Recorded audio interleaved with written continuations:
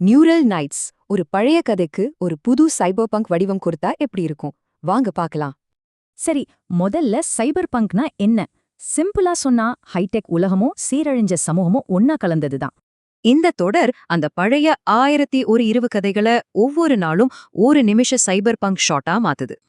இங்க கதையோட மையமே மாறிடுச்சு. சுல்தானுக்கு பதிலா ஒரு கொடூரமான சிஇஓ, உயிர் பிழைக்க கதை சொல்றது ஒரு சம ஹேக்கர். இதுல சுவாரஸ்யமே ஒவ்வொரு கேரக்டருக்கும் ஒரு ஹைடெக் ரோல் இருக்கு.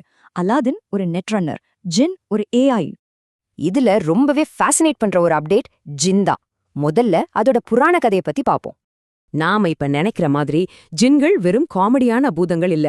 உண்மையில அவை ரொம்ப சக்தி வாய்ந்த ஆவிகள். காலப்போக்குல கலையில ஜின்களோட உருவம் மாறிடுச்சு. தெய்வீக தூதர்கள்ல இருந்து பயங்கரமான உருவங்களுக்கு.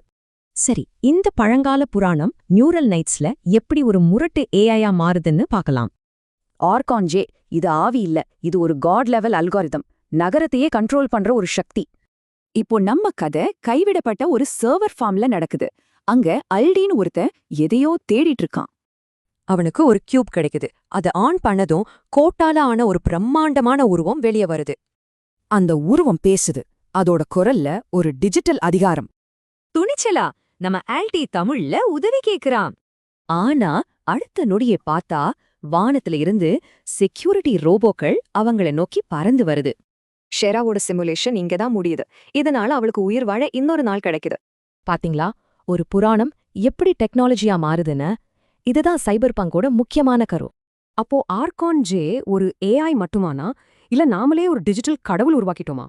சுருக்கமா சொன்னா, டெக்னாலஜி ரொம்ப வளர்ந்துருச்சுன்னா அதுவே ஒரு புதுவிதமான மேஜிக் மாதிரி தான்.